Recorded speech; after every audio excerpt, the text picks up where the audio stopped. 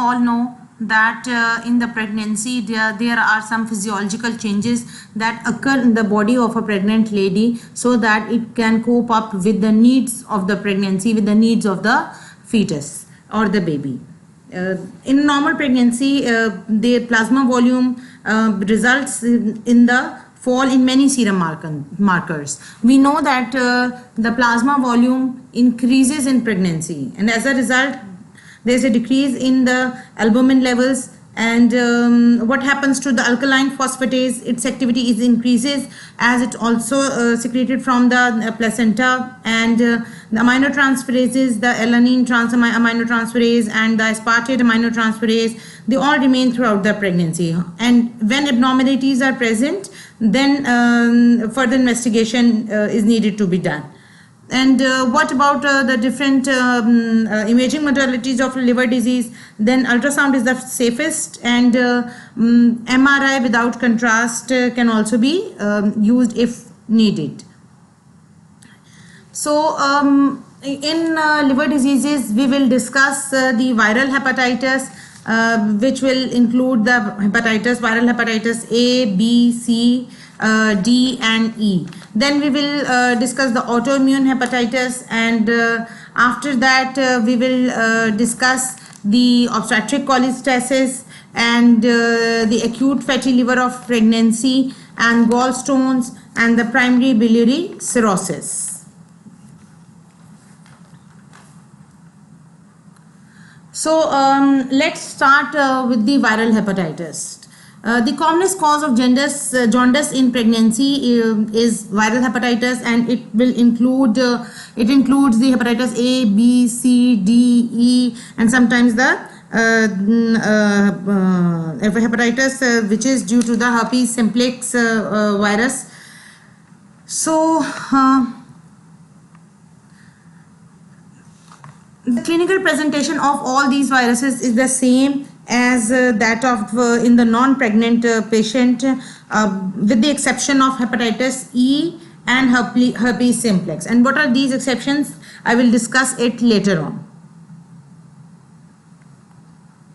So now coming to the hepatitis E, it occurs in its incidence is around 1 in 1,000, and as we all know that the transmission is fecal-oral route and there is no chronic disease. Fetal transmission is extremely rare in hepatitis A, and its vaccination is safe in pregnancy. Now coming to the hepatitis B. The acute hepatitis B, it occurs in 1 to 2 per 1,000 pregnancies, and almost 1.5% of pregnant women are chronic carriers. The transmission is mainly it is transmitted through the blood, but also in the other body fluids such as the saliva, semen and vaginal fluid, and drug users are also at high risk. The fetal transmission is it is common in hepatitis B infection, and it is almost 20 to 30%, and if 70% are fetus infected if the acute hepatitis B occurs in the third trimester. And it also depends upon the presence of the antigens in the maternal serum. You can say it's proven that 85% of the babies born to mothers who are positive for the hepatitis E antigen, they will become hepatitis B carriers and subsequently become chronic carriers.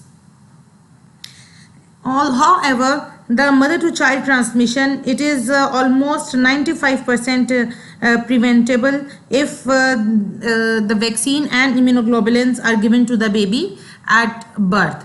So in the women who have the hepatitis B, either the chronic carriers, the immunoglobulins are given to the baby at birth, to the neonate at birth, and the vaccination, hepatitis B vaccination is given at birth, and then at 1 month and 6 months of age. So at birth, 1 month and 6 months of age. Basically, the passive immunoglobulin, it provides protection against any virus transmitted to the baby from the contact with blood during delivery, and it should be given immediately. And the active vaccine provides ongoing protection from subsequent exposure.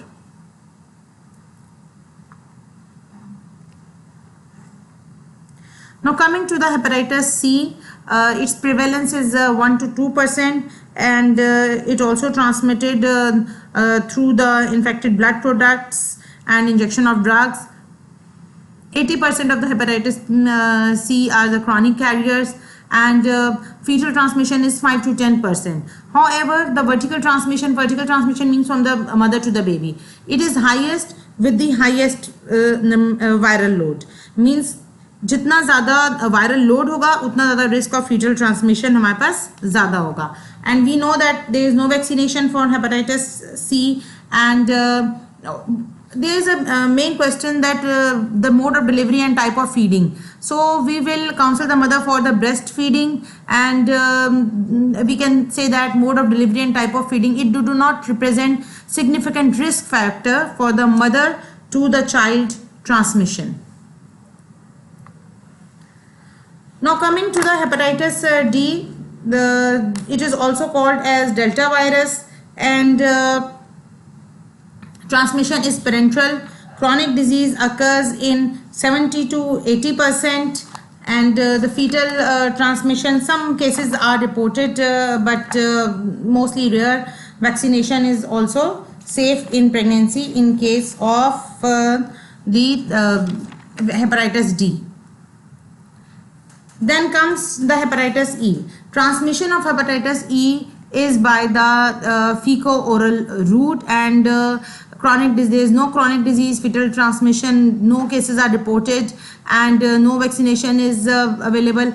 As I have discussed it earlier, that there are some exceptions in hepatitis E, because what is that thing? That hepatitis E is more likely lead to the fulminant hepatic failure in pregnancy. So we can say that it is the most dangerous hepatitis if occurs in pregnancy. It is more common in the primary gravida and in the third trimester. And in underdeveloped countries, 20% of the women who are infected in the third trimester, they die of the fulminant hepatitis. So there is a 20 to 40% of mortality risk, and sometimes in the hepatitis C there is a need for termination of the pregnancy to save the life of the mother. So now you know that hepatitis E is the most dangerous type of hepatitis that occurs in pregnancy. So complications of any type of hepatitis, there is a higher risk of spontaneous miscarriage, then there is risk of stillbirth, there is a risk of reduced fetal growth or restricted fetal growth, and then there is a risk of preterm delivery, and in the cases of hepatitis C there is an increased risk of preterm rupture of membranes and gestational diabetes mellitus. And as I have said earlier, that in the hepatitis E there is an fulminant hepatic failure, and also there is a high perinatal mortality. Now comes to the autoimmune hepatitis. Basically in the autoimmune hepatitis, it is characterized by the hepatic parenchymal damage, which eventually will lead to cirrhosis. However, the course of hepatitis, autoimmune hepatitis, it is variable. Means there may be the normal, there may be the flares throughout gestation and postpartum period, and according to that flares the treatment is provided. And how you are going to diagnose, there is a presence of anti-smooth muscle antibodies and anti-nuclear antibodies, and definitive diagnosis is on liver biopsy. However, in autoimmune hepatitis there is a higher fetal loss rate, which is reported to be about 20%. And how you are going to treat it, there is an immunosuppressive therapy which includes azathioprine with or without prednisolone. It should be continued according to the disease activity in the pregnancy. Now coming to the obstetric cholestasis. So in the obstetric cholestasis, we are going to discuss the incidence, its etiology, then how to diagnose it, and what are the maternal and the fetal risk, and how are we going to manage it. When we talk about the incidence of intrahepatic cholestasis, there is geographical variability in its prevalence. It affects approximately 1 in 140 women in the UK, but the rates are higher in the South Asian population. And risk factors or the etiological factors of obstetric cholestasis. So it has a genetic component. The obstetric cholestasis, it has a genetic component, and there is a 7-fold increase of developing the disease in parous first degree relatives. तो 17-fold हमारे पास increase होता है first degree relatives में, क्योंकि it has some genetic component. Then the reproductive hormones, that is the estrogens and progesterones, they impact the normal pathways of bile acid homeostasis, and that will result in the development of the cholestasis. However, these reproductive hormones or this cause, it may be more severe in those women who are genetically predisposed. Then there is a recurrence risk of obstetric cholestasis, though. So the woman which has a history of obstetric cholestasis in the previous pregnancy, they are at more risk to develop in the current pregnancy. And how is this going to present? What are the signs and symptoms? So the main is the pruritus without rash, and mostly it presents in the 3rd trimester. However, there are some cases which we see in the early gestation, but mostly in the 3rd trimester, 30 to 32 weeks के बाद. And women mostly complain of the dark urine, and approximately 25% of the women have pale stools, which is secondary to steatorrhea. The jaundice is, however, relatively rare symptom. Jaundice is uncommon. This is how to diagnose it. I will discuss it later on, but we have to know the differential diagnosis, and we have to exclude the other causes of raised hepatic hormones, liver hormone in the serum. So DT will include differential diagnosis, include hepatitis A, B, C, cytomegalovirus, Epstein-Barr virus, and autoimmune hepatitis, and the presence of the gallstones. So as I have said earlier, that how to investigate it, we are going to investigate the measurement by the measurement of the bile acids. The bile acids, this is the most useful test in the case of obstetric cholestasis. Then there is the liver aminotransferases, the ALT and AST, they increase 2 to 4-fold. And the bilirubin is not a definitive raised, means के हर एक में bilirubin नहीं है कि आपको बढ़ा हुआ मिलेगा. तो there are approximately 10% of the cases in which you can see there is an increased bilirubin.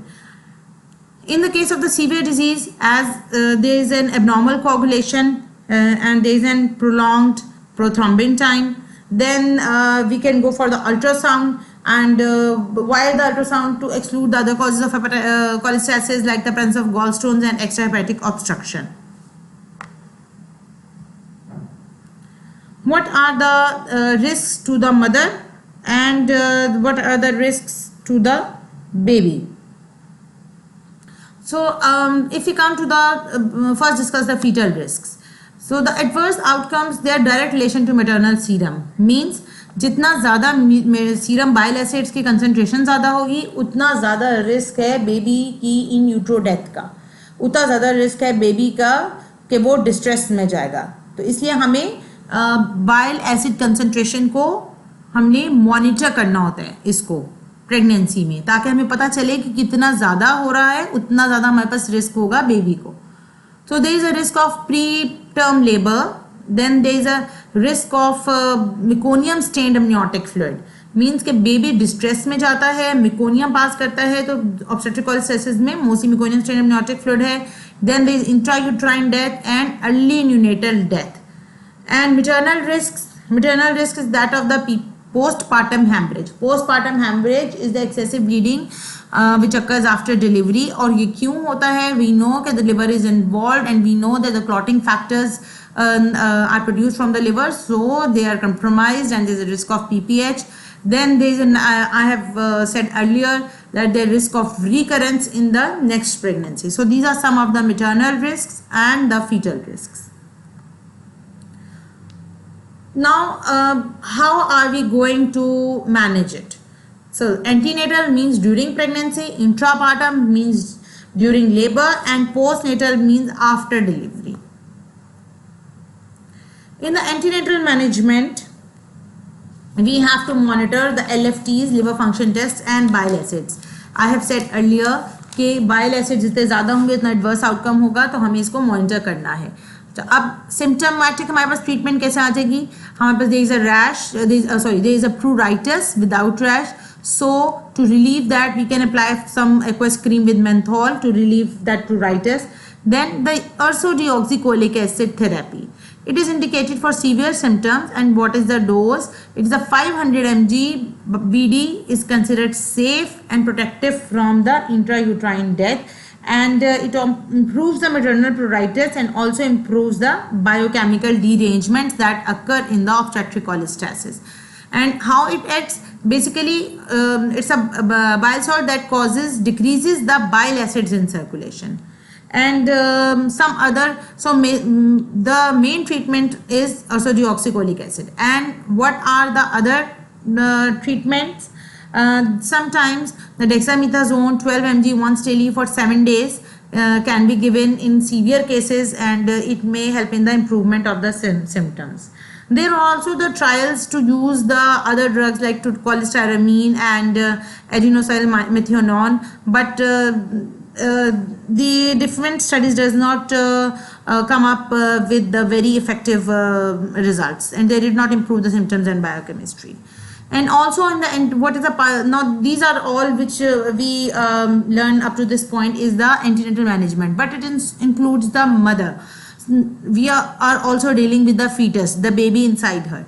So we know already, we know that there is a risk of intrauterine death and the fetal distress. So we, in the antenatal period, we are also going to monitor the fetus by the ultrasound, by the Doppler, by the, if needed, by the CTG. Intrapartum means during delivery. So vitamin K 10 mg daily, it reduces the risk of postpartum hemorrhage, because I have said earlier that vitamin K dependent factors, they are decreased due to decreased intestinal absorption, and steatorrhea lead to vitamin K deficiency. Then delivery, it should be considered between 37 to 38 weeks of pregnancy. जब term पे पहुंच जाए तो there is a better कि हम उसको induce करके baby को डिलीवर करवा दें. क्यों डिलीवर करा दें? हम क्यों नहीं 40 वीक्स तक जाने दे रहे? इसलिए क्योंकि हमें पता है कि इंट्रायूट्राइन डेथ, बेबी के इन यूट्रो डेथ का रिस्क है हमारे पास. तो वंस वो टर्म पे पहुंच जाए, हमें उसको डिलीवर करवाना है. और फीटल सर्वेलेंस मीन्स कि आपने फीटस को कैसे मॉनिटर करना है. CTG आप करेंगे लेबर में. और थर्ड स्टेज जो होगा, थर्ड स्टेज मीन्स कौन सा थर्ड स्टेज कौन सा होता है लेबर का? From delivery of placenta, that is the third stage. उसकी हमें एक्टिवली मैनेजमेंट करनी है. Active management to prevent postpartum haemorrhage. Then what is the postnatal management? ये नहीं कि डिलीवर हो गया अब हमने मदर को बिल्कुल छोड़ देना, नहीं. The vitamin K should be given to the neonate. Then careful monitoring of LFTs. In obstetric cholestasis, after delivery, the liver function started to decline. So we have to monitor them. Then avoid oral contraceptive pills. 27% of the women with the OC will develop pruritus with OCPs. However, POPs means the progesterone only pills can be tried. Then there is a counseling regarding recurrence of the obstetric cholestasis in next pregnancy. So the woman should know beforehand that her next pregnancy may be a high risk pregnancy. So she need to do a preconception counseling, that the counseling before pregnancy, early booking, and the monitoring throughout pregnancy.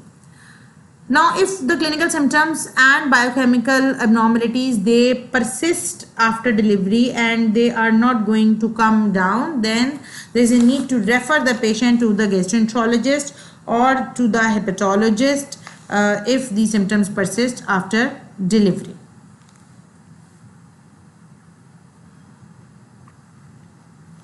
Now comes to the another disease of liver disorder in pregnancy, which is the acute fatty liver of pregnancy. So we will define it, we will know its incidence, what are the etiology or the risk factors, how this disease present, how we can diagnose it, and what are the various maternal and the fetal risks, and how we are going to manage it. Basically, what is acute fatty liver pregnancy? You have to know this thing, that this is very dangerous. It has a high mortality rate, and there is acute liver failure with reduced hepatic metabolic capacity in the absence of other causes, and it's not very common disease, it's rare. If we said rare, so what's its incidence? Its incidence is almost, it occurs in 1 in 7,000 to 1 in 16,000 pregnancies, and there is 10 to 20% risk of maternal mortality and 20 to 30% risk of perinatal mortality, as it's discussed in the different studies. Then it is more likely to occur in the first pregnancy, and it is more likely to occur in the multiple pregnancies and the pregnancies which carry the male fetus. It is more pronounced in those cases. इसकी etiology, now comes to the etiology.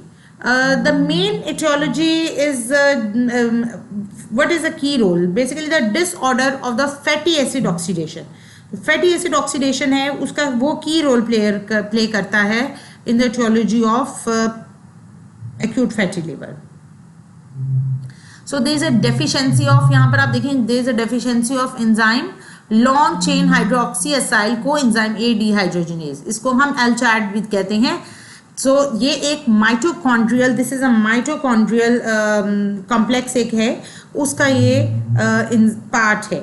So it is a part of enzyme complex that constitutes the mitochondrial trifunctional protein, and where it is located? It is located in the inner mitochondrial membrane.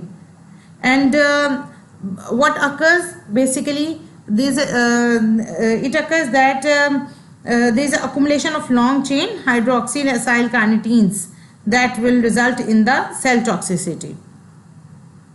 It is an autosomal recessive condition. So we can say कि अगर तो ये genetic disease है, then why does not it present itself before pregnancy? Why in pregnancy? Because if there is a disorder of the LCHAT, that it's right from the birth of that lady, for that mother, why it is pronounced, or why it presents itself in pregnancy. So we should know this thing, that although there is sufficient capacity in the non-pregnant state, but when a heterozygous mother it becomes pregnant, her liver is required to metabolize fatty acids from the placenta as well as her own circulation, and that increased metabolite load lead to hepatic toxicity. अब उसे सिर्फ अपने fatty acids नहीं करने, उसने जो placenta और जो फीटस के हैं वो भी करने हैं, तो it will result in the increased metabolite load, and that will lead to hepatic toxicity. Its diagnosis is very challenging due to because it has vague signs and symptoms. However, there is some vague criteria is given, which is known as Fonseca criteria for diagnosis, and according to it, the patient presents with 6 or more symptoms of all the list which I am going to discuss with you. Then we can say that there may be you can label it as the acute fatty liver of pregnancy. But again, I am saying these are all the vague signs and symptoms. So the other causes are also be excluded, and then we have to be very, very careful, because it is dangerous disease, high mortality rate. So there is nausea, there is anorexia, then there is abdominal pain, vomiting, increased thirst, increased urination, then there is hepatic encephalopathy, and the transaminases, ZLT, AST, they are raised 3 to 10 times, thousands में चले जाते हैं. Then there is an elevated bilirubin level, the sugar, yes, one more important point, the sugar levels decrease, there is hypoglycemia, there is renal impairment with elevated urea and creatinine. Then ammonia, there is elevated ammonia, there is leukocytosis, white cell count is increased, and there is a coagulopathy, and coagulopathy में there's increased prothrombin time and there's an activated partial thromboplastin time, and patients frequently exhibit disseminated intravascular coagulation. Then there's ascites or bright liver on the ultrasound, and there's a microvascular steatosis in the liver biopsy. So women who have 6 or more criteria in the absence of another cause are suffering from acute fatty liver of pregnancy. As I have said, the key to diagnosis the rapidity in the deterioration of liver function test, and you have to diagnose it with from the acute viral hepatitis, Wilson's disease, drug induced, and the poisoning with acetaminophen, the paracetamol overdose. It can produce a clinical presentation that is hard to distinguish from acute fatty liver of pregnancy, and it should always be kept in mind.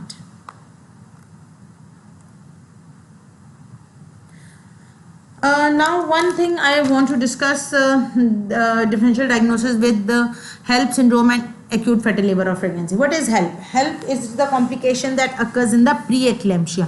Basically, it is a H for hemolysis, EL for elevated liver enzymes, and LP for low platelets. And their picture is overlapping, and they may have there may also be overlap clinically and biochemically between acute fatty liver pregnancy and preeclampsia. And 50% of the patients with acute fatty liver of pregnancy, they will have eclampsia. So how to there is an overlapping picture, and there are some points which will help us to differentiate them. Then epigastric pain occurs in both the diseases. Hypertension, as it is in the HELLP syndrome, which is preeclampsia. Proteinuria, it is also pronounced in HELLP syndrome. The liver enzymes are more elevated in acute fatty liver of pregnancy. They are elevated 3 to 10 times in acute fatty liver of pregnancy. Then hypoglycemia, the sugar levels are reduced. मैंने पहले भी बताया, it occurs in acute fatty liver of pregnancy. Hyperuricemia in acute fatty liver. DIC more pronounced in acute fatty liver, however it can occur in the HELLP syndrome. Thrombocytopenia, it is more pronounced in the HELLP syndrome than in the AFLP. Raised white cells more in the acute fatty liver of pregnancy. Then in the ultrasound, in the HELLP, there may be normal ultrasound or hematoma. However, in the acute fatty liver, there may be steatosis. And then in the mostly the multiple pregnancy, AFLP, and male fetus, 70% risk of the AFLP. Maternal and fetal risk, I have discussed earlier that there is a maternal mortality rate of 10 to 20% with the perinatal mortality rate of 10 to 30%. Management, how we are going to manage pre-pregnancy, preconception, before pregnancy, then during antenatal, during pregnancy, intrapartum during labor, and postnatal after labor, after delivery. Pre pregnancy में क्या है कि अगर एक दफ़ा उसको हुआ है तो नेक्स्ट प्रेगनेंसी में रिस्क ज़्यादा है, तो हमने उसकी काउंसलिंग पहले, अगर हमारे पास हिस्ट्री ऐसी है तो हम उसकी पहली काउंसलिंग करेंगे और उसको as a high risk pregnancy उसकी नेक्स्ट प्रेगनेंसी को लेके जाएंगे. और liver function test we will also check before pregnancy as well. During antenatal, first there should be it should be managed by multidisciplinary team, and that will include obstetricians, then hepatologists, anesthetists, the neonatologists, and the intensive care team. Then biochemical and hematological monitoring, and it is essential to monitor the INR and the other markers of coagulopathy, क्योंकि coagulation defect हो जाता है तो वो आपने monitor करने हैं. Then plasma glucose levels, platelet, creatinine, liver function test results, and arterial blood gases all should be monitored. In the antenatal, if there is any problem in hypoglycemia, then the blood sugar should be corrected, coagulopathy should be corrected, and fluid balance. So these are maternal involvement. Now the fetal surveillance should be done with the ultrasound, Doppler, or CTG if needed. How we are going to manage in labor during delivery? How we are going to manage acute fatty liver of pregnancy? So the ultimate management is delivery of the baby. आपने इसमें baby को deliver ही करवाना है. लेकिन अब हम mode of delivery क्या होगा, how we are going to deliver, it will be decided according to severity of the maternal and fetal conditions. क्यों? Because vaginal delivery is better. There is a coagulopathy और postpartum haemorrhage, तो अगर हम उसका caesarean without any reason करेंगे तो हमारे पास उसकी कोगुलेशन ऑलरेडी डिस्टर्ब्ड है, तो हम उसको ज़्यादा ब्लीडिंग हो सकती है. So vaginal delivery is better. But if you can say कि अगर हमें इंडक्शन ऑफ लेबर करते हैं, हम उसके लेबर को स्टार्ट करने के लिए, तो it takes longer time and sometimes prompt delivery, immediate delivery can improve the maternal outcome. So in that cases, other mode of delivery like cesarean can be considered. Then regional anesthesia is contraindicated due to coagulopathy. However, the general anesthesia, it can worsen hepatic encephalopathy. So both of these should be decided by the anesthetist. As this is a high risk pregnancy, so it should be managed in the HDU throughout labor and delivery in the high dependency unit. Then the monitoring of vital signs, they should be checked, better to start put on the monitor. Blood sugars should be checked every 2 hours and correction should be needed accordingly. Then the hormones, they should be checked every 6 hours, and the level of consciousness, they should be assessed regularly for encephalopathy, and the monitoring of the fetus by continuous CTG, and to correct the coagulopathy, fresh frozen plasma may be needed. Then once the baby is delivered, then continue the ICU management and continue to do the blood tests until they come to normal and until the mother is out of danger. Then you should watch for any wound hematoma for due to coagulopathy, postpartum hemorrhage, and the risk of sepsis. Then pediatric consultation for the newborns should be given, and there should be contraceptive advice because there is a risk of recurrence 15 to 20% in the future pregnancies, and the woman should be counseled for that thing. And the mothers who deliver an affected fetus, they have a greater chance of recurrence. इसमें एक बात ये आप लोगों ने देखें कि for heterozygous mothers who do not have affected fetuses, and for others who do not have a fatty acid oxidation disorder, recurrence risk is lower. Now comes the gallstones. The prevalence of the gallstones is 16% in the multiparous women and 8% in the nulliparous women. So before starting gallstones, let's revise what we have, what we did up till now. We have done the viral hepatitis, the autoimmune hepatitis, and then intrahepatic cholestasis, and then the now acute fatty liver of pregnancy, and now the gallstones. So let's start with the gallstones. There is 16% in multiparous women, and prevalence is 8% in the nulliparous. However, the acute cholecystitis, it is less common, and it occurs in around 0.1% of the pregnant women. Why मतलब इसका risk क्यों है गॉलस्टोन्स का ज़्यादा pregnancy में? Because of the hormones of the pregnancy. There is an increased level of estrogens that will lead to increased cholesterol secretion, and that will cause the supersaturation of bile and the formation of gallstones.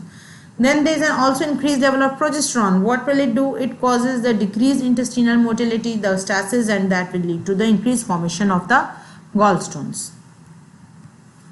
How you are going to manage it? हमें ये नहीं कि फ़ौरन जैसे हमने गॉलस्टोन्स देखे हमने surgery कर दी, नहीं. कंजर्वेटिव मैनेजमेंट या medical management is recommended, specially first और थर्ड ट्रिमेस्टर में, because there is a risk of spontaneous miscarriage and preterm labour in these trimesters. First में और थर्ड में we try to not to go for any surgery and try to manage it conservatively. And by means of conservative management, it includes intravenous fluids and the electrolytes correction, then the bowel rest, the pain management by analgesics, and the use of broad spectrum antibiotics. But there is the relapse rates 40 to 90% are high during pregnancy, and surgical intervention it may be warranted, and it is usually occurring during the second trimester and may be considered by laparoscopically. Now the primary biliary cirrhosis. What is primary biliary cirrhosis? It is basically an autoimmune disease, and what will happen in it, there is a progressive destruction of intrahepatic bile ducts, and it will lead to portal hypertension and hepatic failure. And in primary biliary cirrhosis, there is a reduced fertility rate, there is increased risk of miscarriages, and there is a worsening liver functions. And how we are going to treat it? By giving the ursodeoxycholic acid, their risk of postoperative flare. Now comes to the cirrhosis. It is very rare in pregnancy because it is usually complication of older people, and also because it leads to the hormonal metabolic changes that are associated with an ovulation. So in an ovulation occurs, the lady cannot get pregnant, and also the women with cirrhosis, they are at high risk, so they are advised to avoid pregnancy. And also we know that bleeding in the esophageal varices has been reported in 25% of pregnant women with cirrhosis. So in second trimester there is screening done for esophageal varices. अब screening कैसे करेंगे? By endoscopy. So all pregnant women with cirrhosis, they should be screened using endoscopy from the second trimester. And there are the other than the esophageal varices, there are also the complications which includes hepatic failure, the encephalopathy, jaundice, and malnutrition. The complications which I have discussed: hepatic failure, jaundice, encephalopathy, DIC, malnutrition, and death. Thank you very much.